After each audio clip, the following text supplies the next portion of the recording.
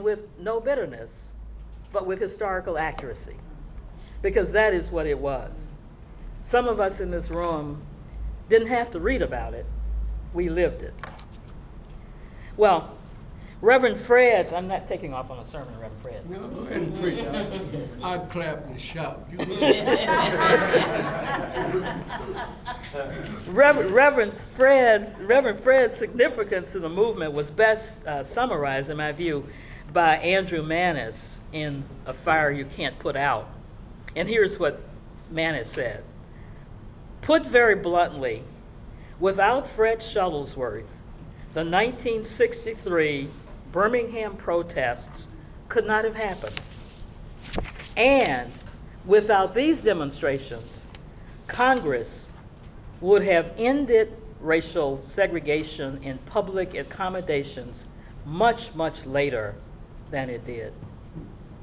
What better introduction can we give to this man, Reverend Fred Lee Shuttlesworth?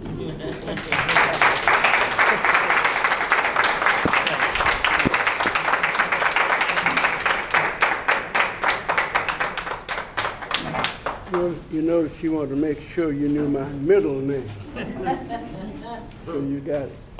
It's certainly good to be here and to reflect with you and perhaps let all of our thinking and meditation make for us positive determination to move forward. And I was sitting here noticing as you looked, as Odessa was talking, because I wonder sometimes if people come, we see pictures, we see statues, we see this, we see where devastations were, and we see people in captivity would be a better word. That would be a tough, because you see, as you say, it wasn't only the black people. And you also heard how they classified us. Now, I didn't get mad about it back there. I certainly am not going to get mad about it now. Because we have pushed our way to the point where there is opportunity. And I should say before I go to this, the tragedy was that even if you felt differently, you couldn't express it. If you thought differently, you better not express it. Because you see, they had a sort of a three-tiered situation here to enforce segregation. And I figured it out. That was the first tier was the Ku Klux Klan. That was the lowest tier. And at one time, as I understand, I've never seen the exact figures, but I understood that nearly a third of the Birmingham policemen were active Klansmen or participators in acts which helped the police keep black people down. So that, and many of them were active Klansmen. Now you know what it meant at a time like that for some redneck who who couldn't spell the word law, name but 3 letters. Actually, didn't have to have any schooling. This is what I'm saying. Didn't have to have it. And professional training, such a thing was not thought of. And if it had been thought of, it wouldn't have been codified in the law, not in Birmingham, Alabama. When Abu Condor said, damn the law, down here we make our own law, he meant that. And so it didn't make any difference whether you were a teacher or whether you were a preacher or some person who's aspiring to be a leader in the community. You were a target. And it takes something to be a target. It takes something to be a leader. Even now, it takes a little more. You know, I sometimes wonder if we are very far, Odessa, from where we were back then. We have a society now that's almost a dog-eat-dog thing. Whatever else you say about it, with all of the improvements we've made, we make targets. We make people to be symbols, and we make them targets for a kind of uncivilized destruction, I call it.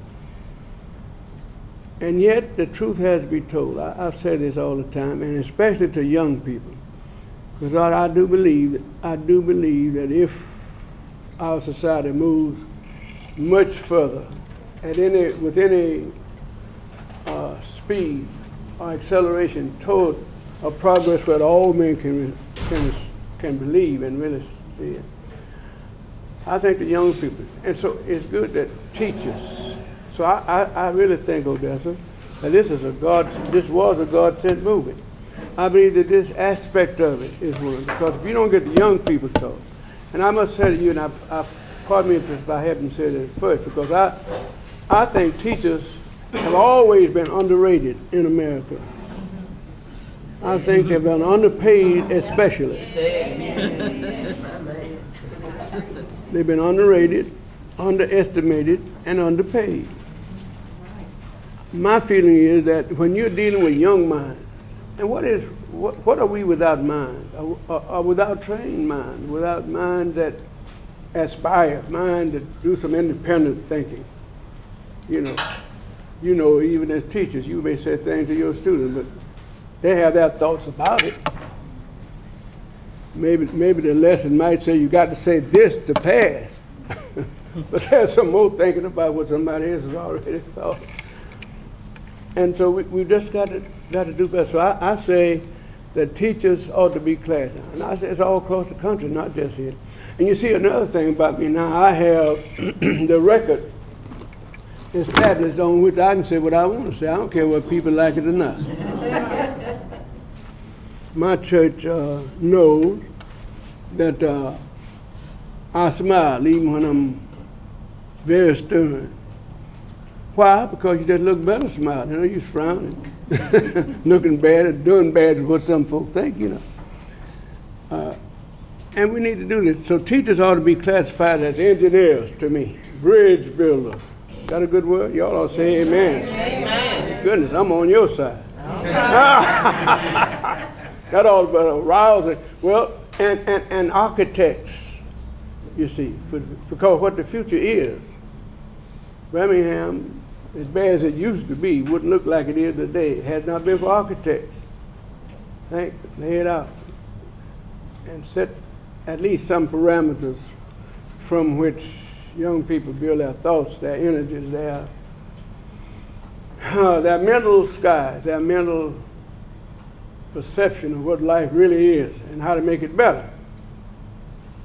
And if I expect if Odessa had to get up and figure this out before you'll be in teachers like she is, she'd have to take some thought to say, well, now, what are our parameters? So I just think we got folks making the biggest money doing the less towards making the society what it ought to be. And some of them are crooks in high places. Yeah.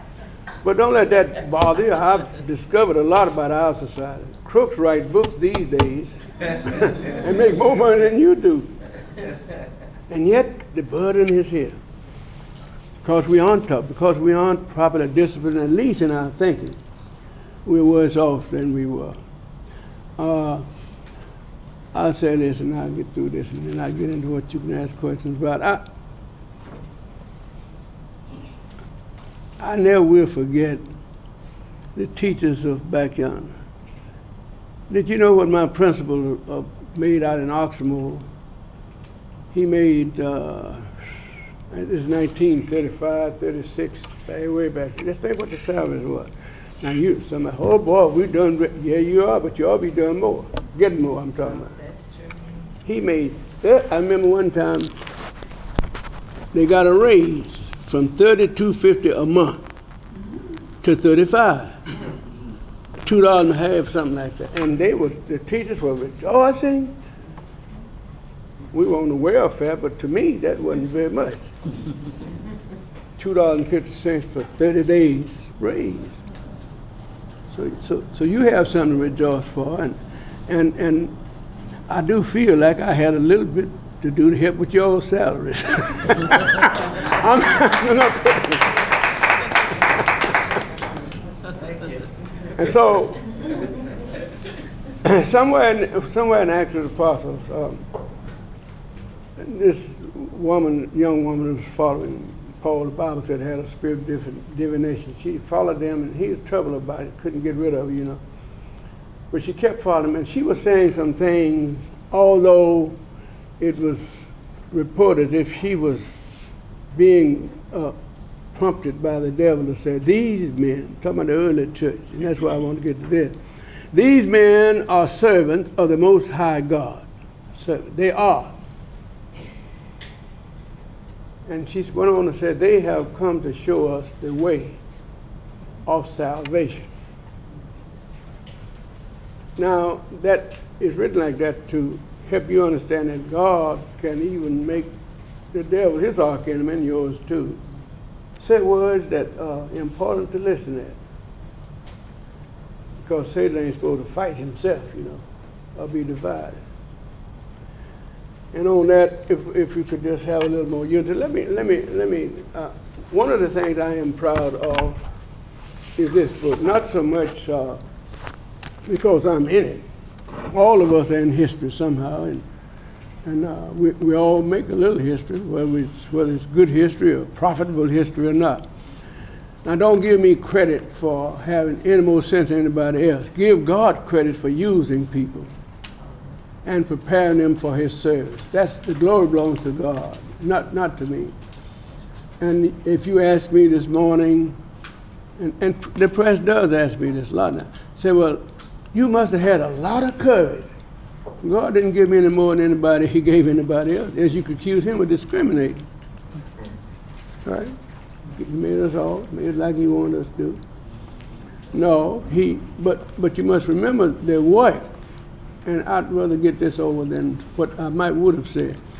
The work of righteousness, uplift, and propping people up, reaching down and picking up people, which we're supposed to be doing anyway, aren't that right?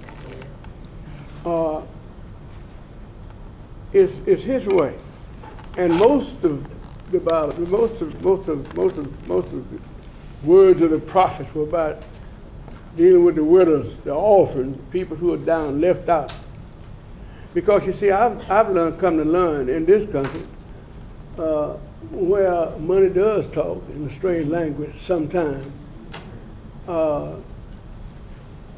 God's people are the little, the last, the lost, the left, and the oppressed. And that's our commitment. That's all our commitment for that. And I always remember when I'm talking to young people, especially high school and elementary students, that you aren't working on matters that deal with these people in these classes. You're really not doing too much of God's way. And if you take that literally, you find out that most people who think they've done some great things may not be. And I said that's this, and I read what I want to read here, and we just run helter-skelter here, and it says some few words. Scattered remarks, I call them.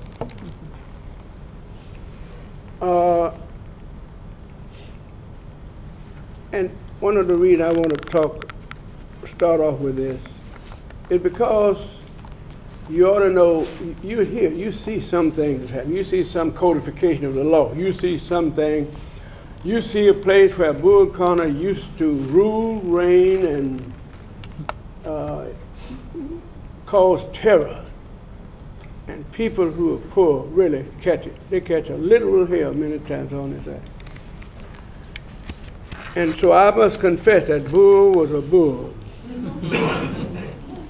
But he was until we made us theater.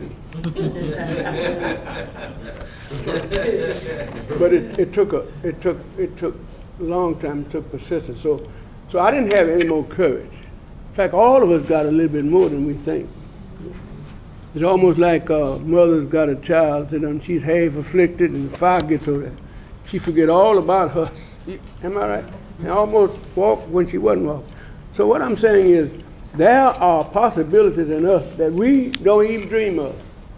And because I said that, you must understand, it wasn't college students. It was not people who've been taught training in the how to deal with be nonviolent or take a beating or cover yourself up. No. These were high school and elementary students. that won the battle in Birmingham, Alabama, the worst place on earth except Johannesburg, South Africa. And Odessa, you must understand, there are people who are teaching who don't know that.